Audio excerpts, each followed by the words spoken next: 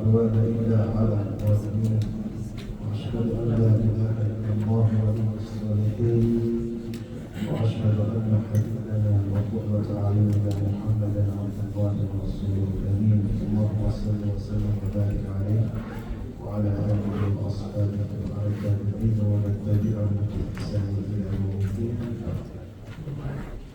بعد، وكالعادة نبدأ بالبحث. من كان عنده البحث؟ أحمد، أنت صاحب البحث، أفدنا إن شاء الله.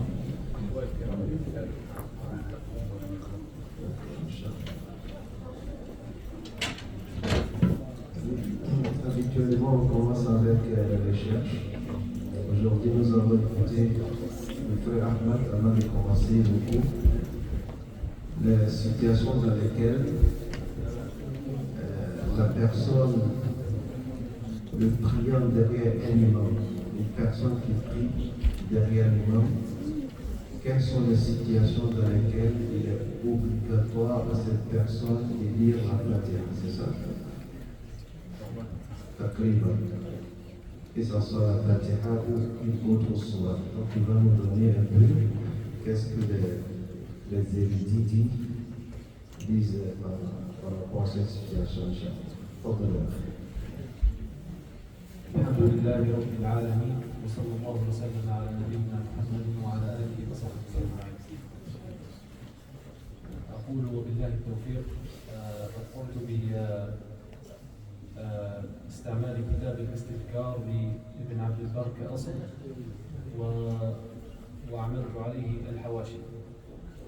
قال عبد الله بن محمد بن عبد البر رحمه الله في كتابه الاستذكار في طبعة دار اللؤلؤة في الجزء الثاني في باب ترك القراءة خلف الإمام فيما جهر فيه، لأن هذا تجعله في الهامش. نعم، في البحث العلمي هذا تجعله في الهامش والأحسن. بارك الله فيك. واصل.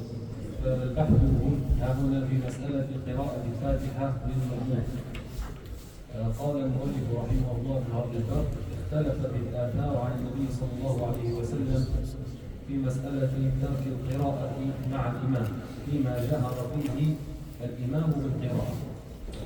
واختلف العلماء من الصحابة والتابعين وفقهاء المسلمين على ثلاثة أقوال: أحدهما يقرأ مع الإمام فيما أسر ولا يقرأ فيما جهر، والثاني لا يقرأ معه لا فيما أسر ولا فيما جهر، والثالث يقرأ معه بأم القرآن خاصة فيما جهر وبأم القرآن وسورة فيما أسر. فأما القول الأول فقال مالك: الأمر عندنا أن يقرأ الرجل مع الإمام فيما أسر فيه الإمام بالقراءة. فالمالكية يقولون أن القراءة للرجل مع الإمام فيما أسر فيه الإمام بالقراءة، ويترك القراءة معه فيما يجهر فيه بالقراءة. هذا المذهب المالكي. نعم. وهو قول سعيد بن المسيب وعبد الله بن عبد الله بن عتبة بن مسعود وسالم بن عبد الله بن عمر وابن شهاب وقتادة. وبه قال عبد الله بن المبارك وأحمد بن حنبل كذلك الحنابلة وإسحاق وداوود الظاهري والطبري، إلا أن أحمد هنالك استثناء من الحنابلة في مسألة أنه يقرأ مع الإمام فيما أسر ولا يقرأ معه فيما جهر.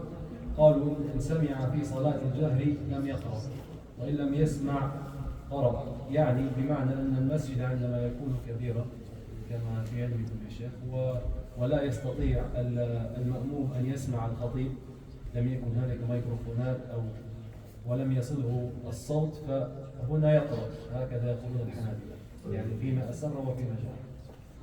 القاعدة إذا سمع سكت، إذا قرئ القرآن فاستمعوا له وأنصتوا.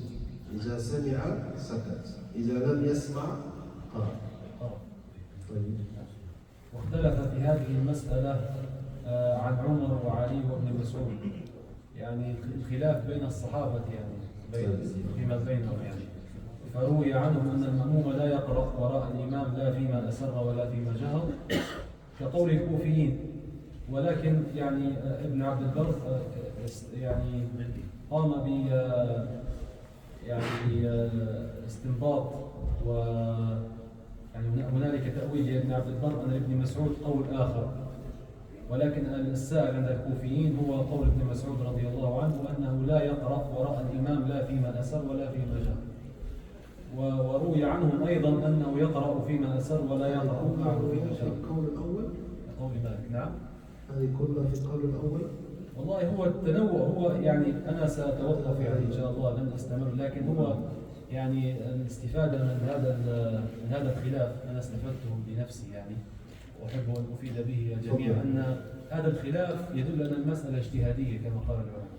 المسألة اجتهادية لأن خلاف فيها كبير.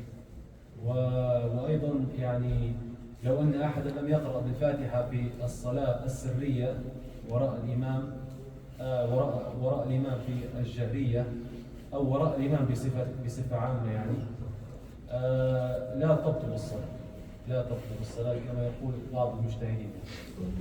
ولكن هم نفسهم هؤلاء المجتهدين يقولون إذا أتى شخص وسأل قبل أن يدخل في الصلاة نقول له اقرأ، ولكن إذا أكمل الصلاة وأتى ثم قال لم أقرأها نسيت أو غفلت أو لا أعلم لا يقولون له بالصلاة.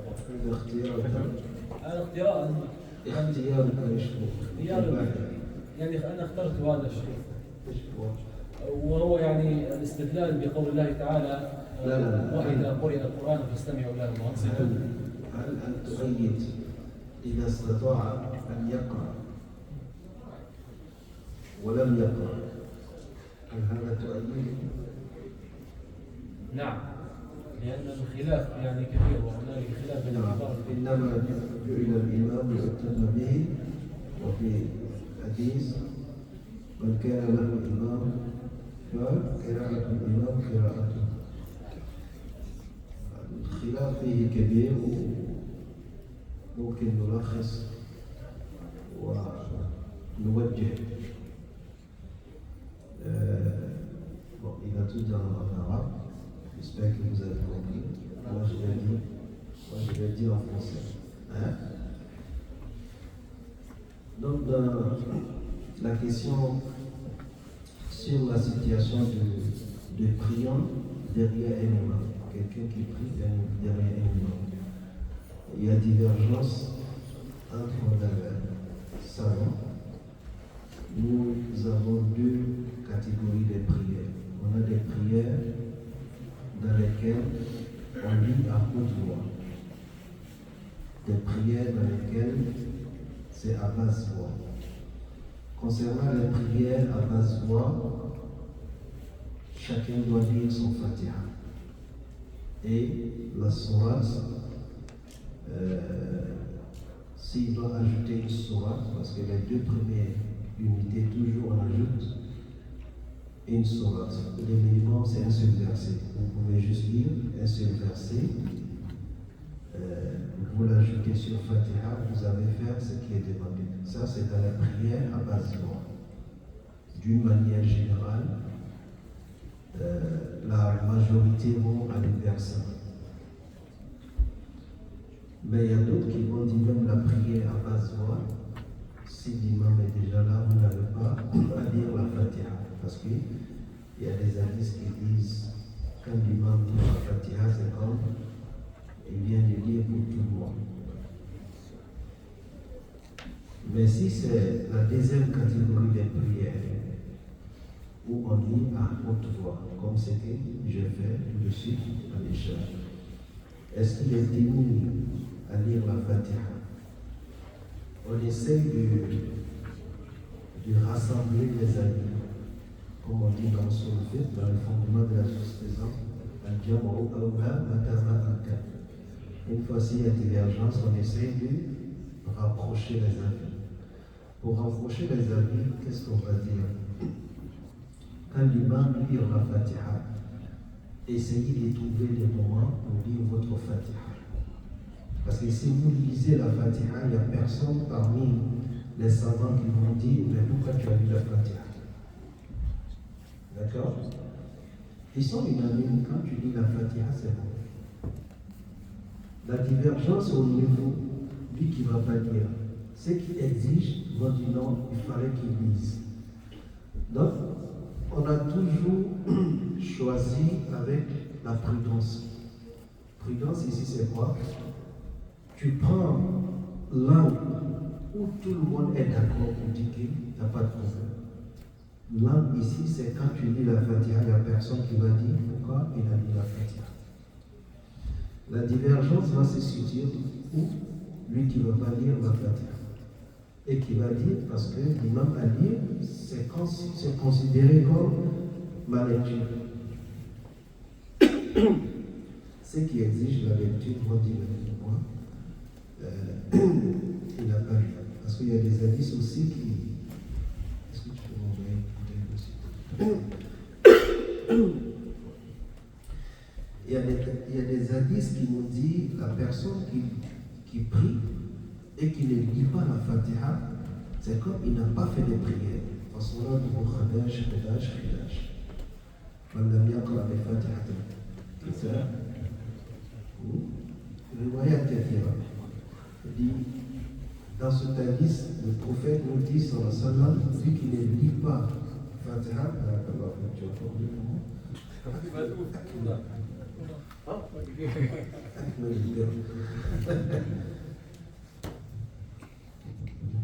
il fait quelque chose.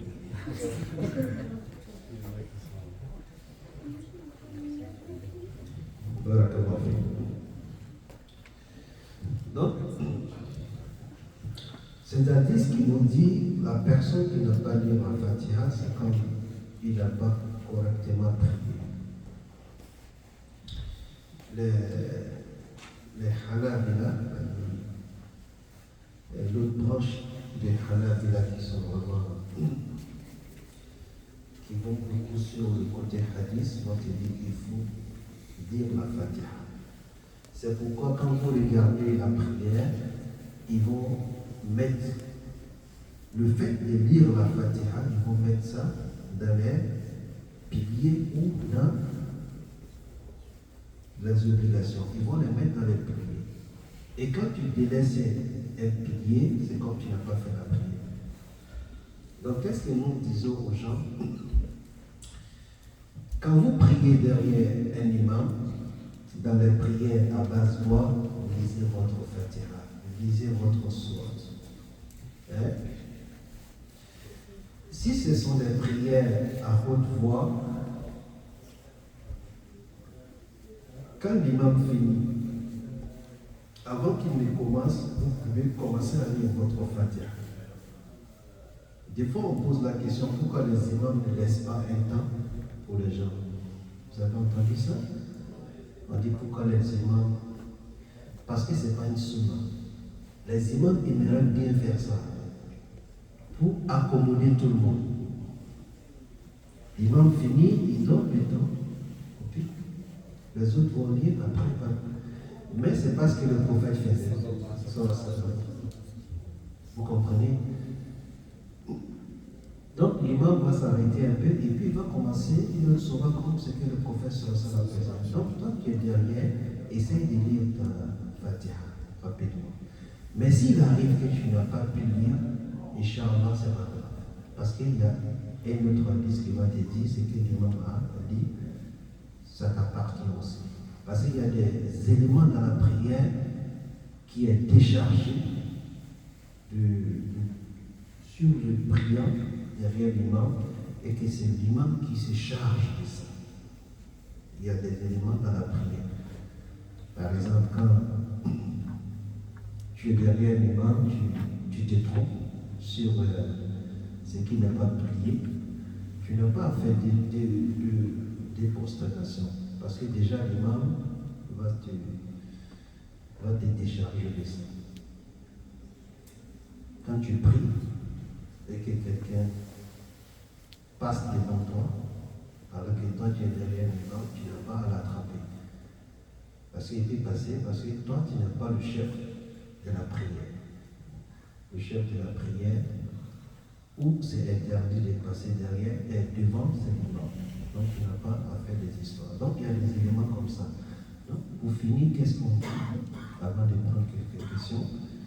Quand vous êtes derrière l'imam, vous trouvez le temps, et c'est ce que moi je conseille, pour sortir de toute divergence. Lisez votre Fatiha, même si c'est rapidement. Et s'il arrive des moments que vous n'arrivez pas à lire la Fatiha, comme beaucoup font, beaucoup font ça parce que c'est Malikia, vous êtes beaucoup de Malikites. Malikia. Donc chez les Malikia, il n'y a pas de problème. Donc, Inch'Allah, on souhaite que cela soit correct, Inch'Allah. C'est bon? On va prendre 3-4 questions et puis on va commencer le cours. Il y avait Mahmoud qui était premier. Il y avait quelqu'un ici. Non? C'était toi. Donc Mahmoud. Après, ثم Diallo. الحاج. هذا طالب أو زائر؟ تفضل. بالنسبة لوقت قراءة الفاتحة هل ممكن أن نقرأها مطهرين بالإمام؟ Par exemple, lorsqu'il dit Alhamdulillah Rabbil Alamin, avant qu'il passe Ar-Rahman Ar-Rahim, il y a une seconde. Moi, je dis entre moi, à basse voix, Alhamdulillah Rabbil Alamin. Et là, j'ai terminé. Est-ce qu'en ce moment tu l'écoutes? Oui. Il a couru le Coran. Parce que pourquoi on ne dit pas de lire en même temps que l'imam? Il y a des gens qui lisent en même temps que l'imam, mais ce n'est pas la bonne chose. Hein? Parce qu'il y a un autre verset qui nous dit quand on dit taisez-vous écouter. Je comprends ce que tu dis, mais c'est. Je le soutiens pas. الشيخ الألباني قال أن الذين قالوا بقراءة الفاتحة بوجوبها وراء الإمام قال اخترعوا لنفسهم السكتة لأنهم لا يجدون أي محل يقولون لك غير السكتة. والسكتة هذه ليست من السنة. والسكتة ليست من السنة. هو فقط اقرأ لما ينتهي تقرأ. Donc quand il finit, il commence, même s'il commence d'autres sourates, avant que tu le finisses, tu te précipites pour finir ta Fatiha, tu continues à. Parce que là, tu as commencé à lire le Coran. Tu peux continuer à finir et tu te rattrapes dans l'écoute. Hein? Non. C'était ça ma question, mais là, quand on vous suit, par exemple, vous, dans vos prières, vous laissez quand même un temps entre l'aya et l'aya, vous laissez quand même vous laissez quand même le temps. Et on peut dire aya, aya, aya. C'est pour ça que. Non, le temps que je laisse, c'est le temps de. Ça, c'est pas grave parce que c'est le temps de prendre le souffle, ou puis de commencer avec Bismillah ou bien Aouzouillah. Donc ça prend un peu du temps. C'est l'autre sourate que je vais commencer, je dis Bismillah. Même si je ne dis pas, mais le temps de prendre le souffle. Hein? Donc ce temps-là, on peut profiter pour. Et c'est ce que le prophète faisait. Il avait son salam un petit temps. Mais des fois, on trouve des imams qui vont laisser un large temps, comme s'ils voulaient permettre aux gens de lire la Fatiha. C'est ce que Ahmed a dit en arabe. Donc ils se sont créés cela pour permettre. Alors que ça a discuté parce que quand on regarde comment le prophète sallam faisait ses prières, il n'avait pas, il ne laissait pas ce temps. Donc, il faut en tout cas essayer de lire la Fatiha pour qu'on puisse rapprocher les amis. Oui, Ahmed? Ma question, c'est le fait que les gens qui ont pris la vie de ne pas lire la Fatiha, comment est-ce qu'ils comprennent le hadith du prophète sallallahu alayhi wa sallam?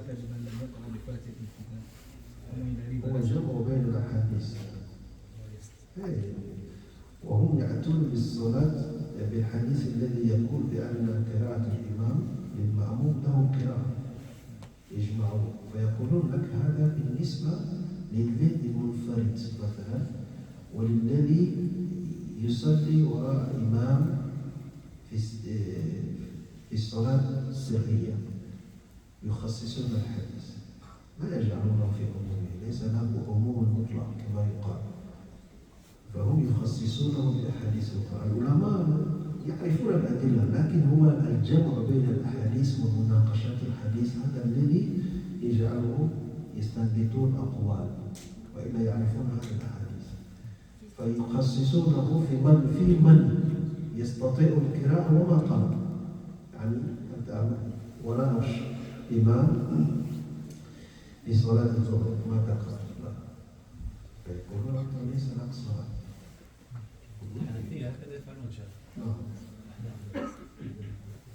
C'était troisième personne, c'était le Hajj. الإمام يقرأ ولا يقرأ ولا نقرأ معه. J'écoute en même temps, je répète en même temps. Parce que des fois, je ne vois pas la différence. Des fois, l'imam se trompe et quand les gens le corrigent, déjà eux, ils récitent le Ils récitent en même temps que l'imam. Que l'imam, oui, exactement. Ils sont en face, comme on dit. Non, ce n'est pas la bonne chose.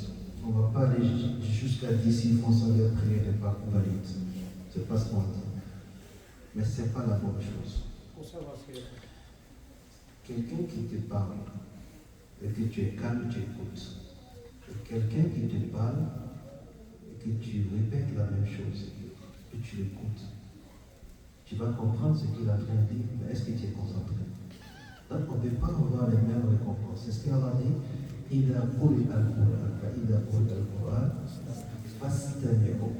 n'a pas juste dit fastami'u. Quand le Coran est dit, écoutez-le. Et après il dit encore wa ansitu, et taisez-vous. Voici le verset sur lequel les gens se basent. Mais quand tu lis en même temps que l'imam, parce que tu veux dire Fatiha, est-ce que tu t'étais? Réponds-moi.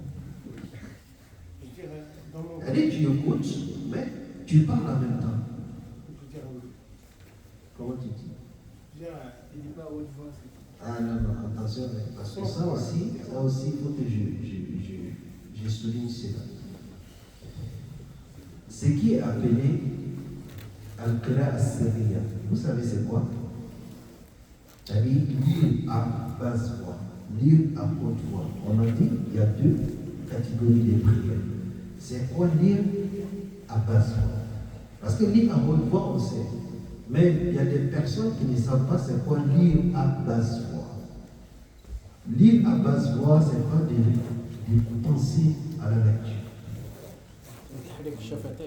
Il faut que tu bouges la langue. Il faut que tu fasses sortir un peu de souffle. Hein? Quand tu ne fais pas ça, tu n'as pas le lien. Parce qu'on peut être là, on se concentre, on pense, comme on est en train de lire dans la tête. Ça, ce n'est pas une lecture. Ce n'est pas une lecture dans la prière. Donc quand on dit lire, il faut que tu fasses des efforts avec la langue, il faut que tu fasses sortir un peu de souffle. Il y a d'autres même, ils vont aller jusqu'à dire il faut que toi-même tu t'entends. Il faut que tu t'entends. Donc ce sont des conditions chez les fuqaha.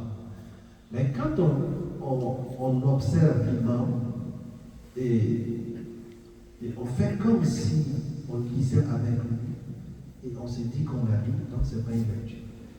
Donc pour sortir de tout ça, tu t'éteins, tu l'écoutes. Une fois qu'il finit, aussitôt tu commences. Même si lui va commencer une autre sourate, tu vas terminer dans le début de l'autre sourate. Ça c'est le milieu, le juste milieu, il faut toujours s'accrocher à ça. Hein? C'est bon? طيب نبدأ وإما يزعل عليك. بارك الله فيك.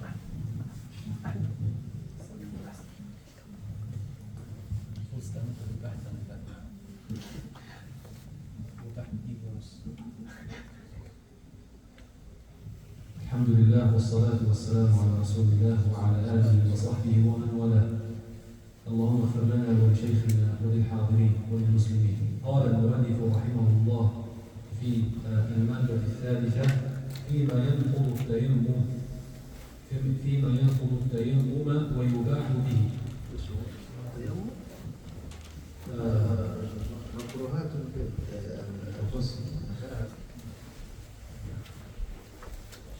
قال المؤلف رحمه الله في مادة الغسل في مكروهات الغسل. مكروهات الغسل هي: 1. الإسراف في الماء، إذ اغتسل رسول الله صلى الله عليه وسلم بصاع وهو 4 أمداد، يعني بين قوسين حفنات، 4 حفنات. طيب، الآن يبدأ معنا في مكروهات الغسل. الأشياء التي تكره والمكروه في الشريعة هو الشيء الذي إذا تركته أجرت عليه، وإذا فعلته لم تأثم. تركته لأنه مكروه فتحصل على الأجر حسنات، لكنك إذا قدمت عليه فلا شيء، إلا إذا كان عندك اعتقاد بأن الإقدام عليه هو الأحسن. هنا بالاعتقاد قد تأثم. والمكروه بالنسبة للغسل أشياء: أولها عدم الإسراف في الماء، لا تسرف في الماء. والدليل على ذلك أن النبي صلى الله عليه وسلم كان يغتسل ب4 أمداد أو حفرات. والمد، ما هو مقدار المد الآن؟ شوفوا في الانترنت. المد هو في التعريف التقليدي هو ملء كفي الرجل الوسط. يعني الرجل الوسط ليس مسلم. كفين كبيرات أو الوسط إنه هو رياض. لا ليس وسط.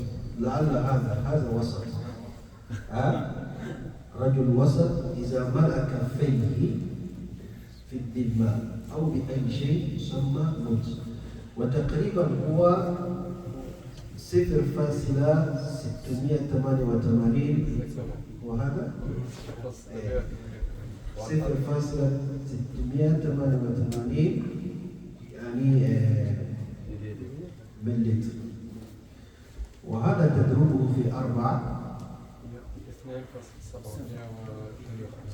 طيب، يكون هذا هو الصاع، لأن الصاع يساوي 4 أمداد، فملء الكفين 4 مرات يساوي الصاع. والرسول صلى الله عليه وسلم كان يغتسل بذلك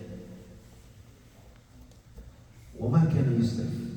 لذلك في بعض الروايات جاء رجل وأظن ابن مسعود، فلما ذكر ذلك قال هذا لا يكفيني، فقال له كان يكفي من كان أوفر منك شعرا وأفضل منك.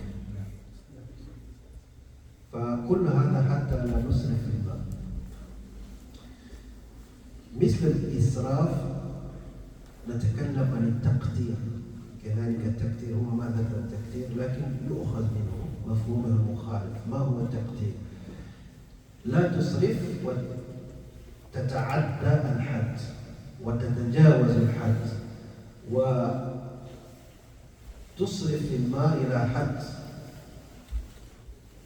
لا ينبغي. في المقابل لا يجوز لك أن تدهن نفسك بالماء، يعني التقدير، وكأنك ما تريد أن تأخذ ماء وتغتسل بذلك، يعني تقلل إلى درجة حتى يصبح مسحا. حتى يصبح كأنك تمسح الأعضاء، هذا كذلك لا يجوز، وتكون في الوسط. فالذي إذا تجاوز الصاع هل نقول بأنه يأثم؟ لا يأثم، لكن إذا حاول وجاء للصاع فإنه يؤجر، هذا هو معنى المكروه هنا. لكن إذا أسرف إلى درجة حتى تبين للكل أنه جاء بمعصية فهنا يخرج من حد الإكراه، يدخل في حد التحريم. وهذه الأمور تكون بالعرف،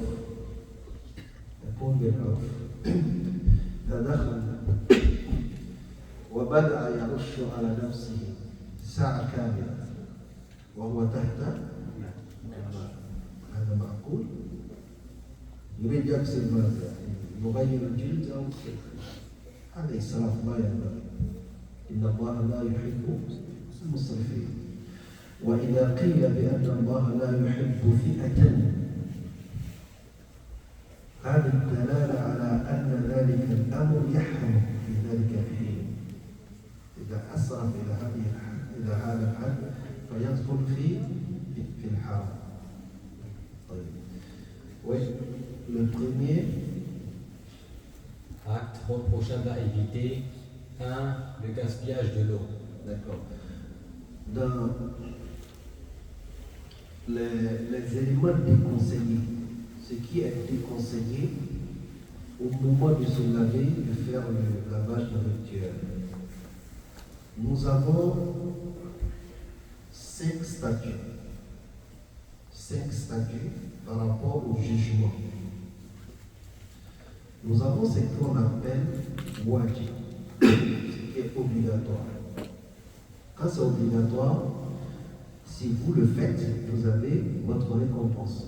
Si vous délaissez, vous avez un péché. Ça, c'est le premier statut. Nous avons ce qu'on appelle mustahab, qui est conseillé. C'est pas arrivé au stade obligatoire, mais c'est quelque chose qui est recommandé. Vous le faites, vous avez votre récompense. Vous ne le faites pas, vous n'avez pas de péché. C'est comme quelqu'un qui fait 2 unités après la prière de l'Isha. Lui qui va sortir sans faire les 2 unités, est-ce qu'il a un péché? Non. Ça c'est mustahab. On peut l'appeler mandoub, on peut l'appeler nafila, on peut l'appeler des fois sunnah. 3e statut, c'est le contraire des deux. Le contraire des obligatoires, c'est l'interdiction. Ce qui est interdit, vous le faites, vous avez un péché. Vous le délaissez, vous ne le faites pas, vous avez hasana, vous avez une récompense. Le contraire de ce qui est conseillé, c'est ce qui est déconseillé. Donc ici, on parle de ce qui est déconseillé dans le lavage rituel. Entre les quatre, il y a quelque chose qu'on appelle mubah. Mubah, c'est permis. Si vous le faites, vous n'avez pas de récompense. Vous ne le faites pas, vous n'avez pas de péché. Sauf si vous le faites avec une intention qui va dans le sens de l'un de ces 4 statuts. C'est bon? Ici, il va nous citer les éléments qui sont déconseillés dans le lavage rituel. Le lavage rituel, c'est une adoration. Qu'est-ce qui est déconseillé? Premièrement, c'est ne pas gaspiller l'eau. Gaspiller l'eau, ça peut être relatif. Peut-être c'est que toi tu vois que c'est du gaspillage, lui il ne va pas le voir. Donc il a envoyé, comment je peux appeler ça? Mi'yar. Mi'yar c'est un repère ou bien une référence pour nous. Le prophète Mohammed sallallahu alayhi wa sallam, il avait l'habitude de se laver avec 4 amdad qu'on appelle soir. 4 Hamdan, un seul bout est, on a mis 0, 688. 0,688. C'est litre ou 1000 litres, c'est ça? Litres. Donc 688 millilitres. Donc les 4, ça si tu multiplies par 4, ça te donne 2,725. Une canette. C'est ça. Donc lui, il avait l'habitude de se laver avec ça. Ça ne veut pas dire tout le temps c'est avec ça qu'il se lavait, mais des fois il se lavait avec cette quantité. C'est pour nous donner comment le prophète Mohammed sallallahu alayhi wa sallam, qu'est-ce qu'il disait, il le faisait. Mais ça ne veut pas dire que c'est haram de dépasser cette quantité. Quand vous dépassez la quantité d'une manière raisonnable, vous n'êtes pas dans ce qui est déconseillé. Mais quand ça déborde, vous rentrez dans le déconseillé, et quand c'est exagéré, vous rentrez dans ce qui est haram. C'est pas, je dis quelqu'un qui se met sur la douche. 1 heure. Qu'est-ce qu'il est en train de laver? Hein? Il lave quoi le moment? 1 heure du temps, la douche. Donc ça, c'est exagéré. Donc c'est pour ramener les gens à ne pas gaspiller l'eau. Vous lavez, ne gaspillez pas. Vous êtes en train de faire la mission, ne gaspillez pas l'eau. Et un élément qui peut déterminer le gaspillage, le prophète sallallahu alayhi wa sallam nous a dit de laver les membres combien de fois? Le maximum 3 fois. Si vous dépassez 3 fois, dans la vision islamique, vous êtes en train de gaspiller. Même si vous êtes devant la mer. Non, il y a une indice qui dit même si tu es devant fleuve Saint-Laurent, tu dis non. Parce que ce sont des valeurs. Ce n'est pas le fait de dire oui, il y en a beaucoup. Mais il faut que cette valeur d'habite. On dit que non, nous sommes des musulmans qui sont appelés à garder cette valeur, mais pas gaspiller. Et c'est valable dans toutes les choses. L'eau, nourriture. Combien de fois les gens gaspillent la nourriture? Les poubelles en mangent plus que les hommes. La nourriture, vous êtes d'accord avec moi? Les poubelles en mangent plus que les autres, les hommes. Et ça, c'est pas bon. Donc voici des cadres qu'il faut suivre. Quand vous faites votre lavage, ne gaspillez pas l'eau. D'accord. Est-ce qu'on a fait 30 minutes? Parce qu'on ne va pas, on a tout le temps prendre le temps de chez Ali, c'est pas bon. Tu n'as pas compris. 30 دقيقة. On a fait. سنغير الحكم لأن أحمد 38 دقيقة. أحيانا ما يوقف. الساعة 8:15 يعني استنفدنا من 38 On va prendre 5 minutes. On va prendre 5 minutes parce qu'il y a des enfants qui vont dire le Coran, on va pas. ناخذ النقطة الثانية ونقف عندها إن شاء الله. قال المؤلف رحمه الله في مكروهات الغسل. النقطة الثانية الغسل في المكان النجس خشية التلوث، يعني أن الغسل في المكان النجس مكروه على الشيخ خشية التلوث بالنجاسة. طيب هذا واضح. واحد الشخص الذي يغتسل والغرض من الاغتسال هو التطهير، تطهر نفسك. أما أن تغتسل في مكان وهذا المكان نجس ويغلب على الظن أن هذه النجاسة ستعود عليك، طيب فهذا مكروه. لكن إذا استطاع أن يغتسل في ذلك المكان ولم تعد إليه أي نجاسة فمقبول، لكنه مكروه. إذا اغتسل ورجعت إليه النجاسة فيكون عندئذ حراما عليه، يكون حراما. لكن الذي نريد أن نوضح هنا أن الشخص يمتنع من أن يغتسل في مكان نجس حتى حتى لا تعود إليه النجاسة لما تصب الماء فتنتقل إليك النجاسة، هذا لا يجوز. Le deuxième élément. 2. Le lavage dans un endroit sale de peur d'être souillé par les éclaboussures. D'accord. Ça aussi c'est déconseillé. Peut-être qu'ici les enfants ne vont pas comprendre si laver dans un endroit sale. Mais ceux qui sont des fois allés en Afrique, quelque part, ils vont comprendre dans les villages. Hein? Les moyens ne sont pas là-bas comme ici. Je dis, mais pourquoi il va se laver dans un endroit sale? Oui, ça peut arriver. Tu peux te trouver dans une situation où tu n'as pas d'autre endroit si c'est pas cet endroit sale. Donc, il est déconseillé de le faire. Si vous avez le choix, ne faites pas. Il ne faut pas te laver. La logique derrière le lavage, c'est de te rendre propre.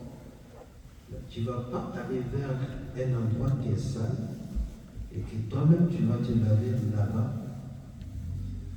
Bon, probablement tu vas faire de telle sorte que la saleté te revienne. Donc c'est déconseillé de se laver dans un endroit sale. Ça c'est le deuxième élément. On va laisser la place à chaque année, Inch'Allah. La semaine prochaine, on va commencer avec les troisième éléments. Est-ce qu'il y a des questions? Il n'y a pas de questions? Est-ce qu'il y a des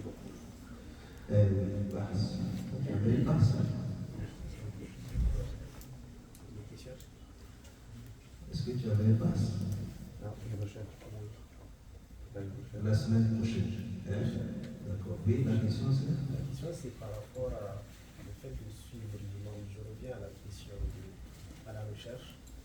On doit faire l'enseignement après la sourate. Après la sourate. Suivre l'imam ne veut pas dire il faut lire avec l'imam. Tu ne dis pas avec l'imam. Suivre l'imam veut dire tout ce que l'imam fait, il faut le faire. Même pour la lecture, surtout la lecture de Fatiha, tu dois l'écouter. Parce que quand on lit le Coran, on est appelé à se taire et écouter, comme il a été dit clairement dans le verset.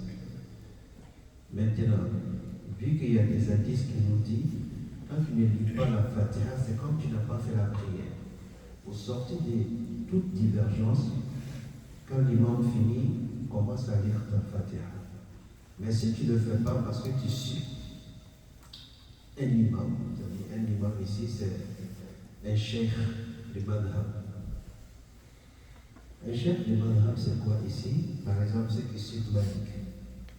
Quand tu suis Malik, voici ce que Malik a dit, moi je le suis, il n'y a pas de problème. Parce qu'il y a deux catégories, on ne va pas entrer dans ça, mais rappelez-moi, je vais vous dire, il y a deux catégories de personnes en matière de connaissances islamiques. Il y a ce qu'on appelle al-mujtahidoun, il y a ce qu'on appelle al-muqallidoun. Qui sont ceux qui sont mujtahidoun et il y a un rôle devant les textes, et ceux qui sont muqallidoun, il y a un rôle devant les textes. On va donner un peu, on va mettre la lumière sur ça pour que les gens soient éclairés par rapport à est-ce qu'on doit lire la Fatiha ou pas. سبحانك اللهم وبحمدك نشهد ان لا اله الا انت نستغفرك ونتوب اليك واخر